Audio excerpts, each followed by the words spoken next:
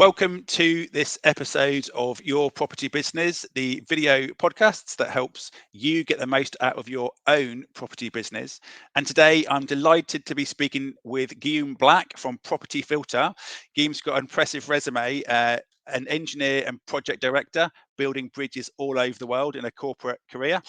Since then, a property investor, a prop tech entrepreneur, and is the CEO and co-founder of the technology that is Property Filter.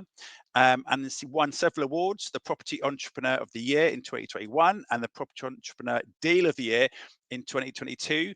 Amongst those things, Guillaume is also a new dad of a 5-week-old baby girl, so a busy man.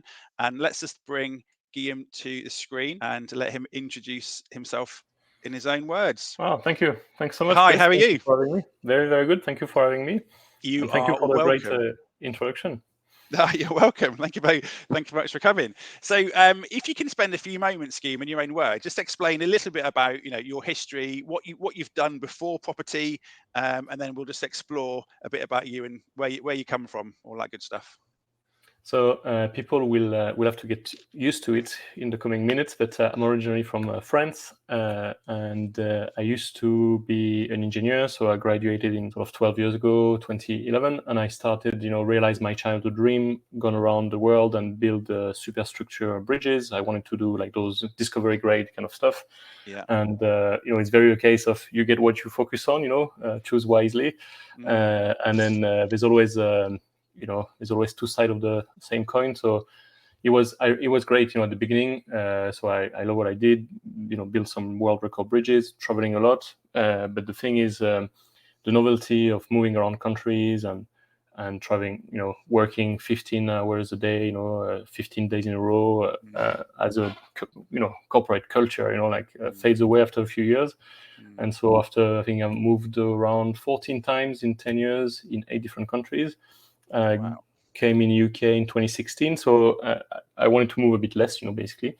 So I came to UK after I done a job many years ago in Scotland, and the guys in UK say, "Hey, come and work with us."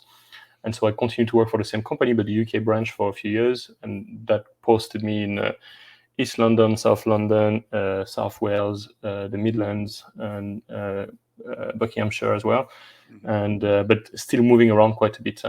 And really, it was this thing of, it's a life by default, rather than a life by design. So again, it's quite fun when you're young and you like, you do student letting. So, people like to be told what to do when you are at that age.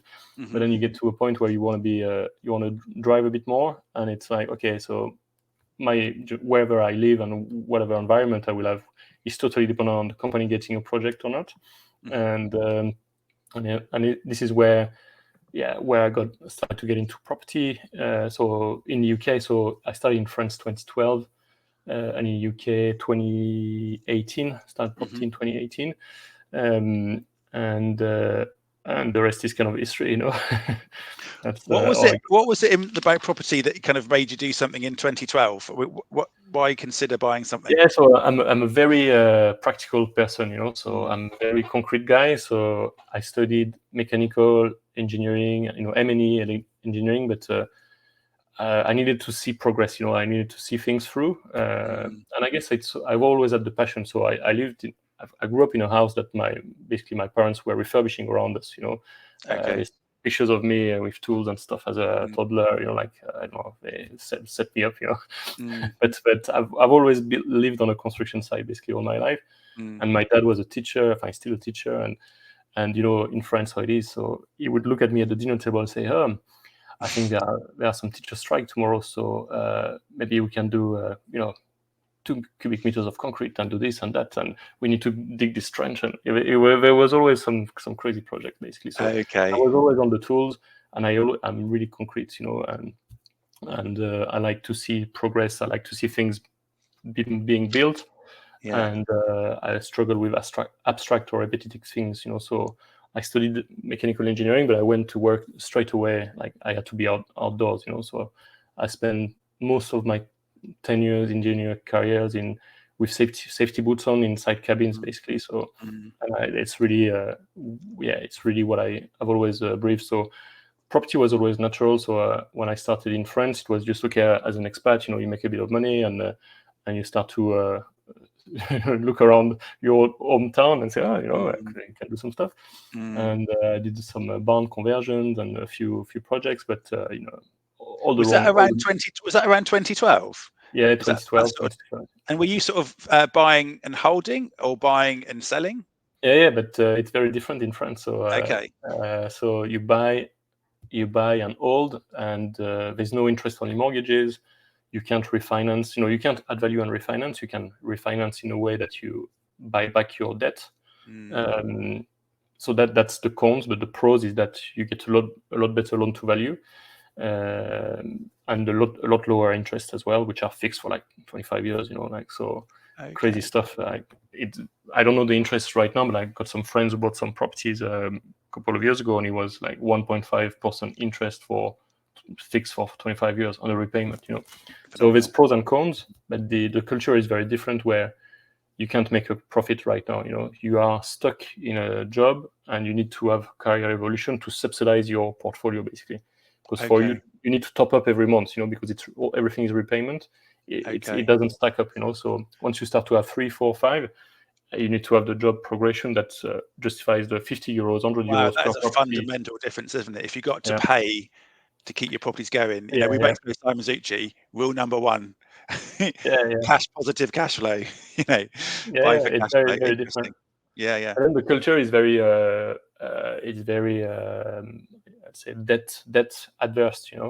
So, and after 20, 25 years, you're laughing because you're sitting on all these unencumbered properties, But it's very delayed gratification kind of system. Okay. So how does that flow into your property?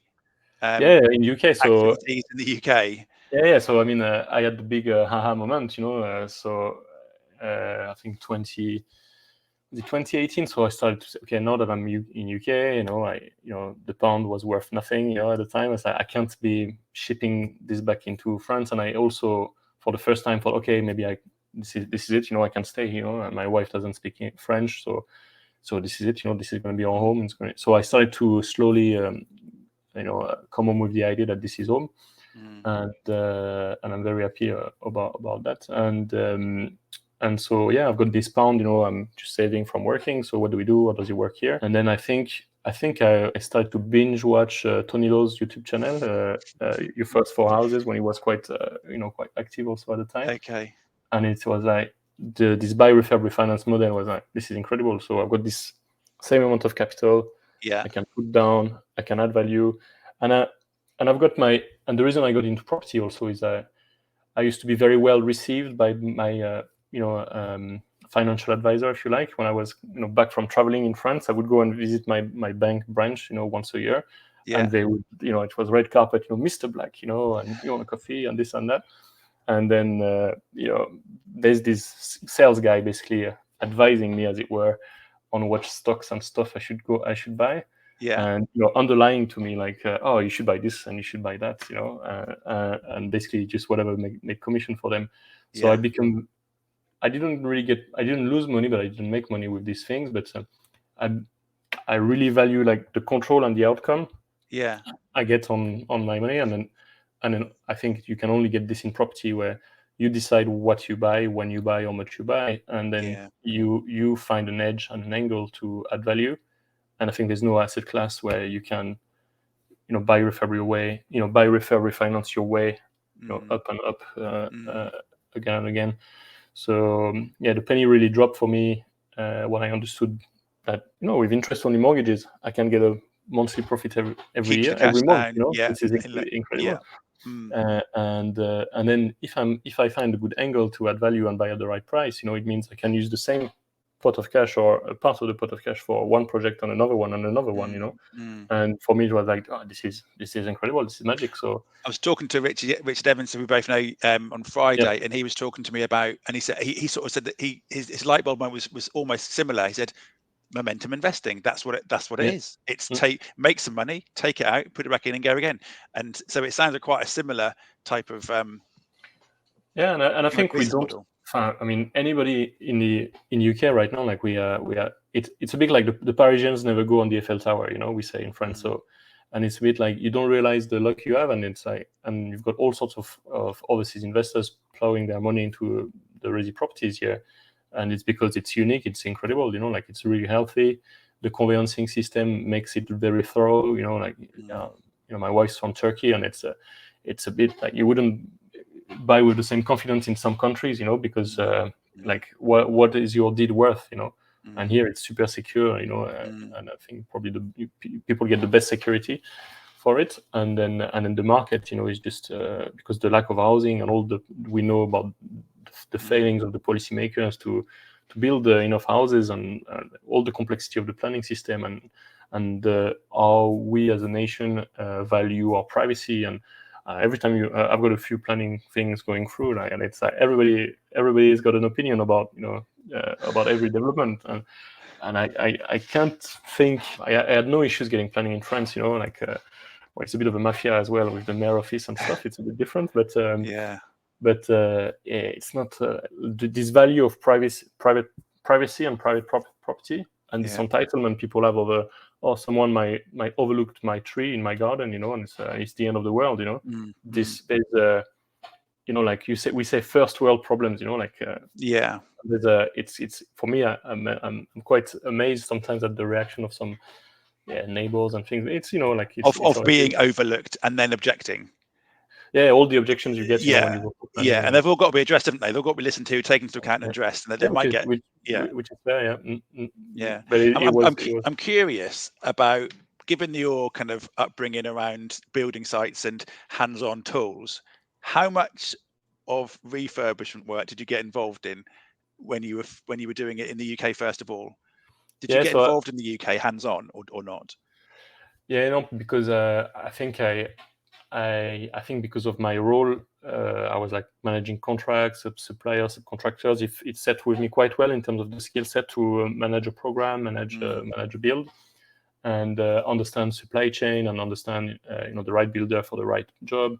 And one thing I had to really unlearn is this contract management thing, because I was very commercially minded, and in a culture where I was, in corporate world, it's very aggressive. So I was a subcontractor to someone who was just subby bashing me, and the only way you make it work is you subby bash and it's just very unhealthy way of contract managing. And then the first, I think my first spec I put together, it was like 40-page spec. I was very proud of it. Like it was just a waterproof contract and stuff. And I was very proud of myself, and I showed it to Martin Rapley at the time, and he was laughing. Said, like, you don't understand. Like the builder is sitting on his kitchen table looking at this on a Sunday evening, with his missus, cooking Sunday roast, and with EastEnders on the TV. You can't. So he helped me with unlearning certain things and be a bit more practical. But then, I guess if you're getting into refurbs, what I would say is my rule was always you want to find a builder where I like the main contractor route rather than managing the trades. You're a property investor, you're not a project manager. Even though I could do it, it's just that was what I was thinking, because the temptation, because you can, doesn't necessarily mean that you should. And I just wondered where you fell on that. Because I know because I know from this past work, what it is to actually like be the foreman, and or managing a subcontractor, and one is a lot easier than the other. Like, so be the foreman, and then it's you deal with everybody's little, it's just a nightmare. Yeah. Okay, so you got involved, but maybe less so from the hands-on tools perspective. But you were contract managing. Yeah, once I unlearn and learn the good balance, I think I would invest a lot upfront into like specifying things very clearly and simply, and specifying things properly, and then managing the builder. So as a rule, I would say I would look for I would do like a pre-build procurement process anyway. So even though I don't have a project, I would procure builders. So based on, I will send out questionnaires. what are your turnovers, number of staff, fixed and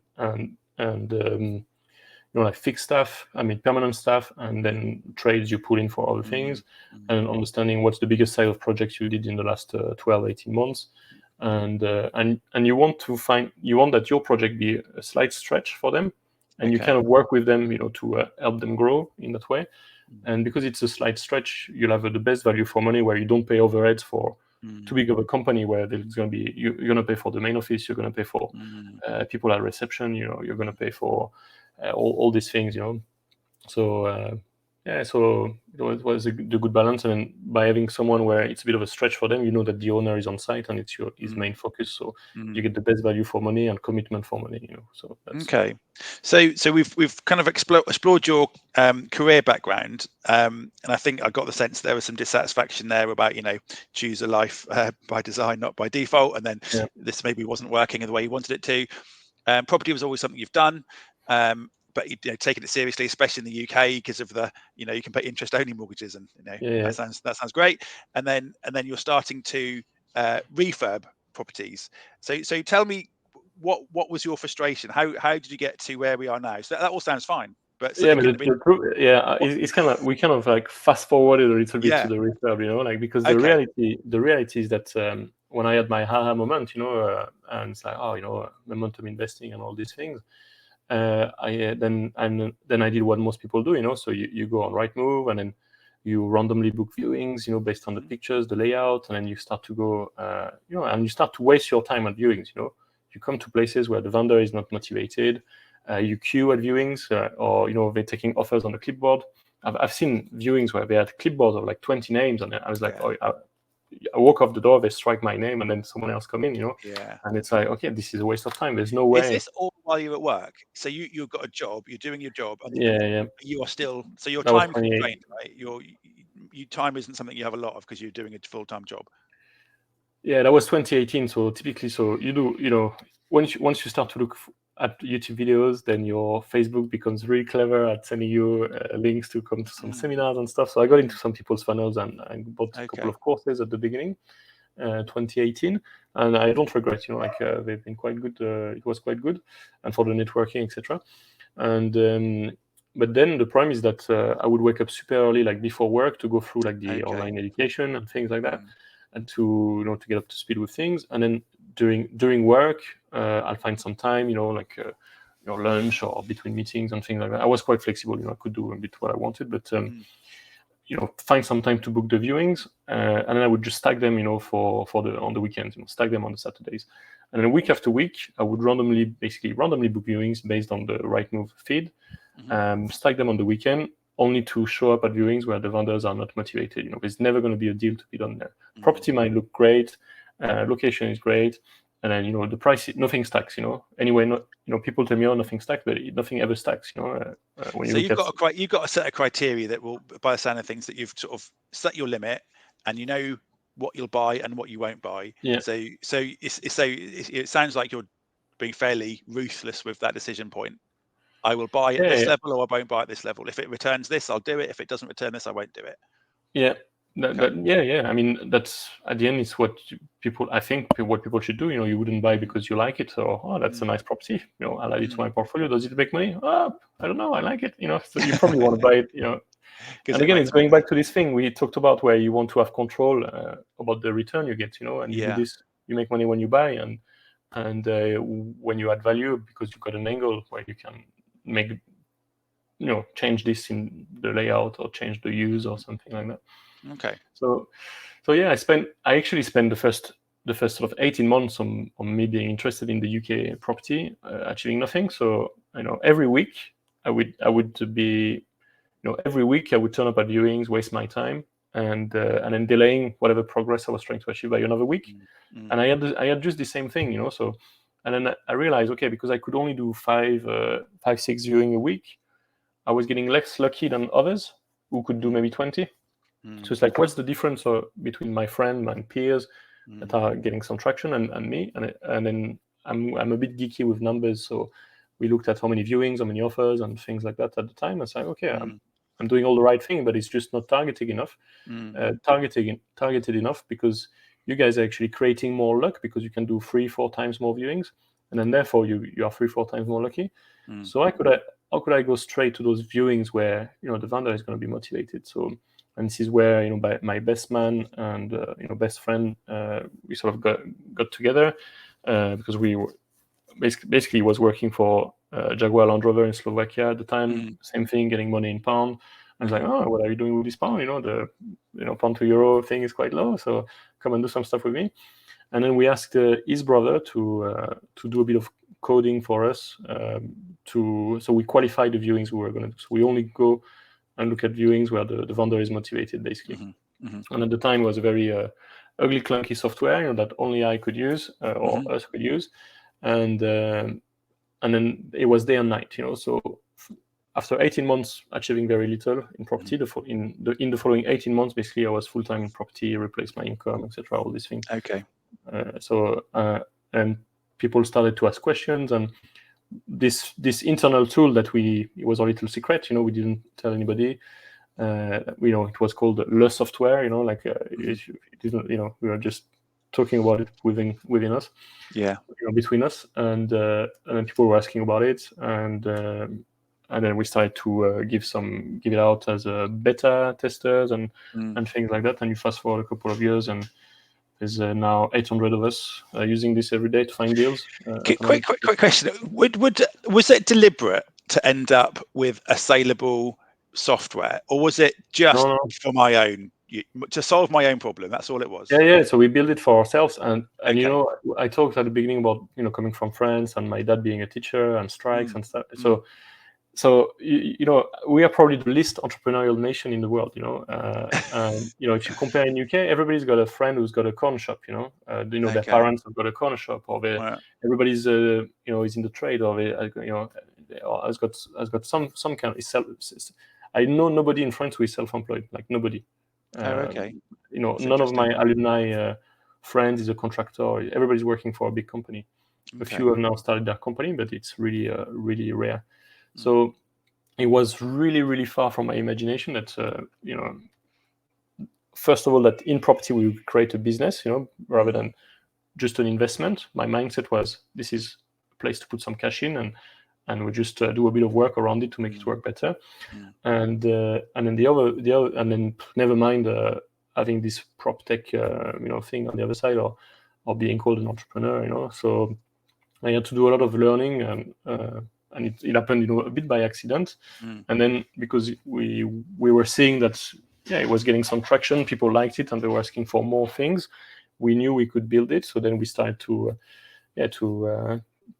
learn and change, rewire our brains really to move from this employee sort of mindset towards this think big. Let's conquer the world, entrepreneur kind of it stuff. Does seem like it's taken over the world a bit. So where do you want to go now? So you kind of create something that's solving a problem for you, and you're kind of getting the impression that maybe this can solve things for other people. So we met a good few months ago now at a couple of times, Simon Succi's PIN meeting, Property Investors Network meeting, and the title of your talk is Live Deal Finding Extravaganza. So it's quite a catchy title. Any sort of property investor. I didn't come up with it. But it's amazing because it just feels like if I go to this meeting, I'm going to find a deal today, and that's basically what you do in front of the room. You say, cool, I could present to you a PowerPoint, but I'm just going to show you some stuff. Which is really, really powerful. People come out of the room with addresses, and they go into deals. I was in Cambridge with you last time, and there's literally an address in the house. It's like everyone's noting that down. So that was really interesting. But talk to me a bit about what the type of problems that you solve for your customers. So you now sell your product, which is Property Filter. What problems do you solve explicitly for your customers? It's a very good question, because there's a lot of people in this space, in this software for property things, that they tend to do things like you'll see things around analytics, or you'll see data and things like that. And really we've spent a lot of time thinking through what's the problem do we solve, and fundamentally the first problem people have when they get into property or when they are active in property is finding deals. If you can't if you don't excel at finding deals, it's a non-starter, you know. So we said the two main business development activity you probably want to do as a property investor entrepreneur is finding the deals and funding them, basically. And you can't go anywhere without a good deal, you know. You can go so far basically finding average deals a couple of times or buying a couple of deals from sourcers, and everybody runs out of money. So it really underpins and is going to define how successful you are going to be in property if you don't find, you know, if you can or not find deals. And it's a skill, you know, you want to build. And people get into property sometimes, and they, you know, because they like the outcome, but they don't really like this bit, you know, like they don't really like going out of, you know, the deals are up and outside of the building, you know. So, and not everybody is comfortable with things. So yeah, this big problem we solve is finding deals. So it's the UK's highest rated platform where people find deals, basically. It's all about finding deals, all about finding motivated sellers. We help expanding in landlord investors and to a degree some deal sourcers to find deals, basically. And there's a lot of contrarian truth in the way we've built it. So it works. So you will find deals, you know, on and off the market. But the way the platform and the data is built, yeah. So it's what I wanted to say about the data is that the data is great, but I think what is unique is the way Property Filter works. Is that it's a blueprint, it's a methodology. So it's all about. So the system will give you things that allows you to focus you. It's okay. Next step is this. Next step is that. And it's all about the next step. And we've just built it all into, like, you know, the framework people can follow, and then there's no excuse, you know, on the other side. So if you follow the blueprint, basically you get an endless supply of deals. No, absolutely. And that's so the endless supply of deals is kind of the hook, isn't it? And that's the promise of the software. And I think you're right. So I've been trained by Simon, and one of the things that he says, it struck me how similar Property Filter did things the way Simon said to do things. For example, I don't know if that's deliberate or not, but the idea of following up and never losing, always follow up, because, you know, that statistic, 1 in 3 deals fall through. So you want to be there as the next person to pick it up. For example, so your software forces that, isn't it? It creates the leads, so it goes into an inbox, and it forces the follow-up, amongst other things. So yeah, we've studied success, you know. So Simon is one of the people we were hanging around and we've learned from. You know, like the golden rule of property investing. You know, rule number 1: find motivated sellers. You know, or he's got this flow chart. You know, and the first question people ask in the flow chart is the seller motivated or not? And then it defines everything. You know. And so the software is all built to all about finding motivated sellers. And, you know, Simon is one of many people we sort of got inspiration from in terms of what works, what doesn't work. And yeah, we basically, because I used to network quite a lot. I go out to, you know, I would connect with the host, with the all the speakers, and then take people for coffee, and then Zoom and things like that. And I would really, because we're engineers, we are quite geeky to understand, okay, why is it that this guy is doing, what is it that he's doing right, and what do I need to emulate, you know? And I had 400 of these conversations, you know, basically. And then if I have to summarize it very succinctly, property is a lot more simple, you know, that we make it. Basically, it's a people's business and it's a numbers game. It's a people business because we want to buy properties from people who need to sell. So from some educators call them the motivated sellers, and the relationship you build, you know, will go a long way. You know, and people want, it's a long game as well. You know, like people want it cooked and done for them right now. But the truth is, the relationship you build with people on the ground, and all of a sudden people bring you deals all the time. So all of this is ingrained in the methodology, and it's a numbers game where, you know, it's a bit, you know, people have got to get used to rejection, you know, basically. So put offers on the stuff that you see. You've got an angle, and you can turn into a deal, and then the deals are in the follow-up, you know. And the prime is what we've seen is that the status quo, you know, like right now, what, you know, your listeners' competition are doing is they spend most of their time scrolling on the portals, or spend money on marketing that doesn't really work, direct to vendor marketing that doesn't really work, and then, so because this consumes a lot, all this research and all that consumes a lot of their time, Then they randomly book viewings, based on the pictures, the layout, and they go to places where really they shouldn't go and see these. Therefore, they don't put offers, and they never follow up on the offers they put in. So now the people, when you become a property filter member, so we explain the methodology, and basically the system gives you all the low-hanging fruits of 90% of what's on the market basically is a waste of time. So it just filters. It's called property filter. So it filters out all the noise and points you straight to those potentially most motivated sellers. And then from there, it's a framework where so you value your time. You only view the properties that are worth viewing, and then for every offer you do, you put an offer in. Every viewing you do, you put an offer in, and then you never miss follow-up. And the system is built, and it's very simple. And then all of a sudden, people get results, they are in the top 1% of people, because it's a very simple process to follow. But it's not easy because it's normally requires a lot of admin, So anybody going for it in property will have some sort of a follow-up system where they copy-paste Rightmove links in a spreadsheet or Trello board, or sometimes they even pay for CRM softwares, But the problem is that none of these softwares are alive with the market, so you always end up you're regularly opening the Rightmove links. So this is all the pains I had myself, So I used to sit every Monday evening lying to myself, say, okay, let's open let's make some progress and make some waves on my property business today. Yeah. And then everything you do is just opening every Rightmove links, updating the spreadsheet, and then an hour and a half after, you've not made any progress. Like you've just lied to yourself, being busy. Yeah.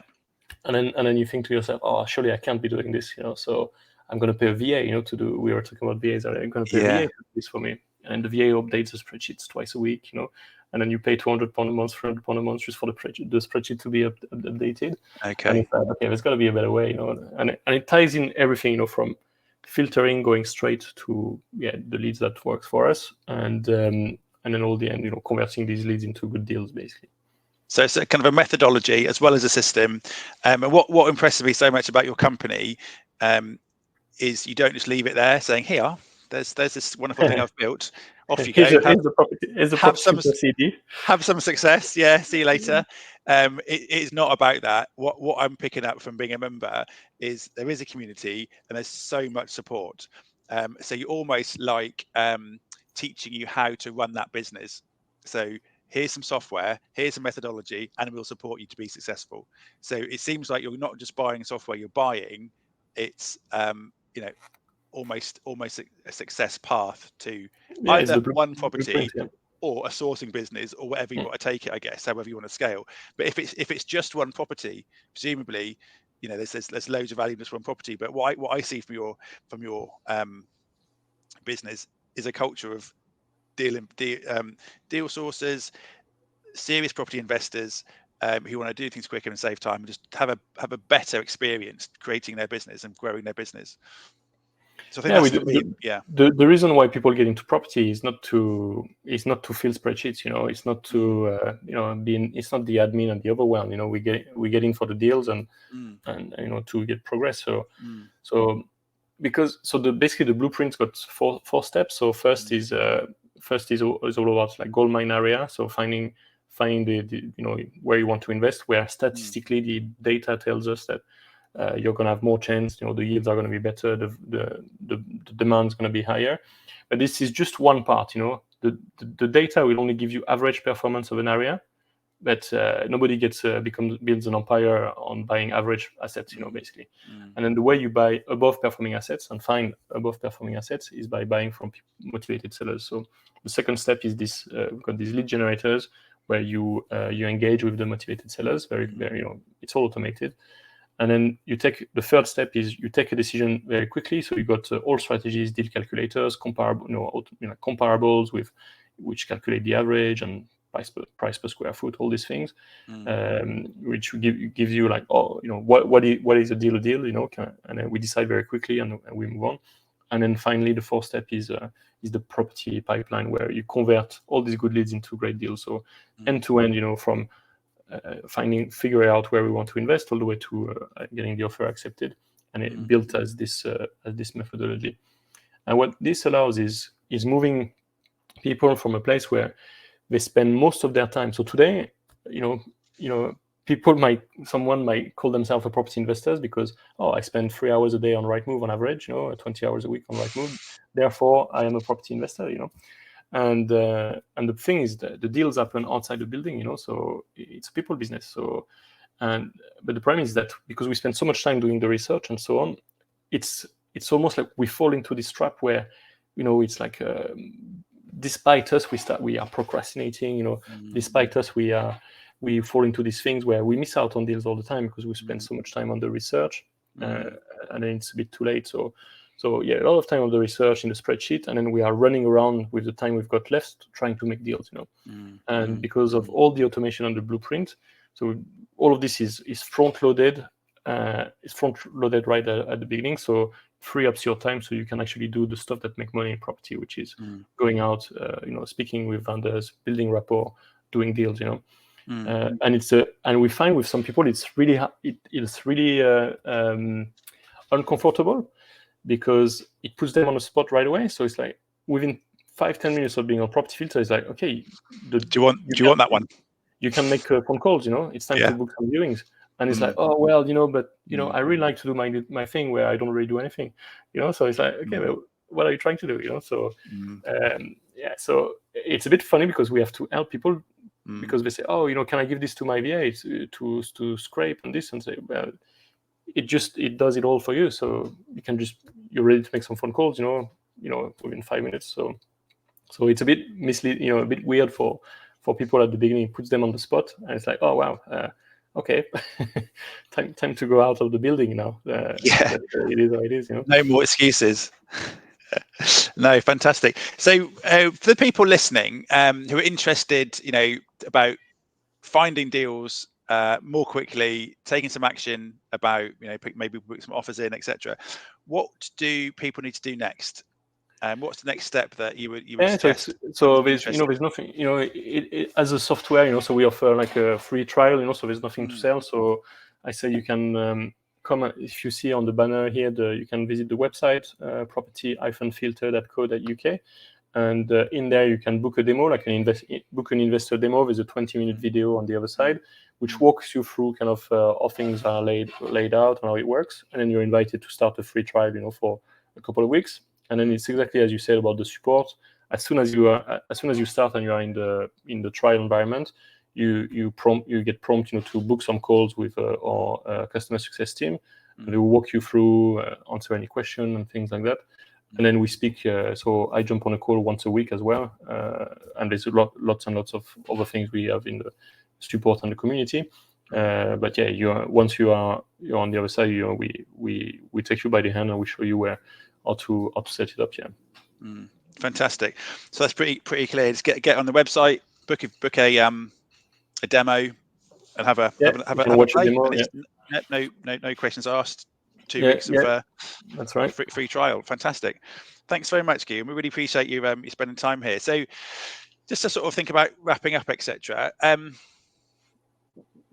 Where are you on your kind of journey, and what's your next 3 to 5 years looking like? So you've got load of success behind you, you've got a business, and what is it that excites you now looking to the future of your either your company or your personal life? What's going to happen for you next?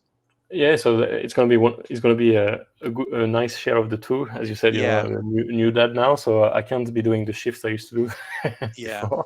Although we all know how it is a little bit, but on Property Filter, so yeah, we're just getting started really. So when you join, you don't get a CD and that's it. So every penny we make, we reinvest in it. So we're just adding to the platform all the time, and we are building it out at quite a high pace and high speed, and we just want to continue to add to it. We are growing super fast, so it's sort of double-digit per month in terms of members coming in and coming on the platform. And by the end of the year, basically everybody will be, most people in the communities will be on Property Filter, and the ones who don't basically will be a bit left behind.